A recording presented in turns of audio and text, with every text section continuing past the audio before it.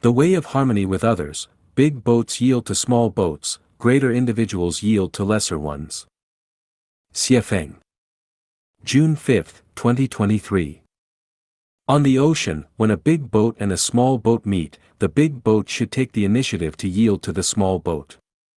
If they collide, those on the small boat are at much greater risk of harm, while those on the big boat are relatively safer. Cars should yield to motorcycles, motorcycles to bicycles, and bicycles to pedestrians. All vehicles should give way to pedestrians. The stronger and safer party should always yield to the weaker and more vulnerable. This is humanitarianism. In the societal realm, the wealthy should yield to the poor, officials to the public, celebrities to the common folk, teachers to students, and doctors to patients. This, too, is humanitarianism. In interpersonal relationships, greater individuals should yield to lesser ones. Who are the greater individuals?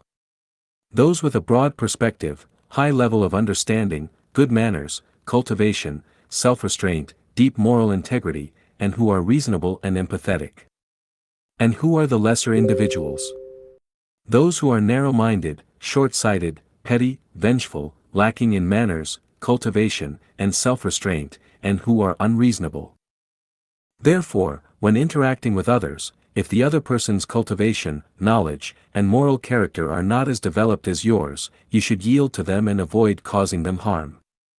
Under the same pressure, those with a broader perspective and higher understanding can bear it more easily, while those with a narrower perspective and lower understanding cannot.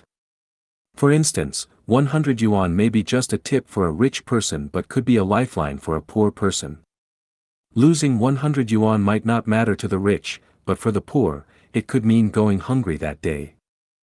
If you are spiritually and emotionally rich, you will always yield to others. If you are spiritually and emotionally poor, you will argue fiercely, stand your ground stubbornly, and leave others with no room to maneuver. If you see someone endlessly arguing with a pig, there's no need to analyze further. The person who is arguing with the pig shares the pig's consciousness and understanding. Celestials and Buddhas always yield to others and never engage in arguments. Anyone who argues with others is certainly not a celestial or a Buddha but a mortal, or even a worldly person. Those who yield to others are sure to be sages, celestials, or Buddhas.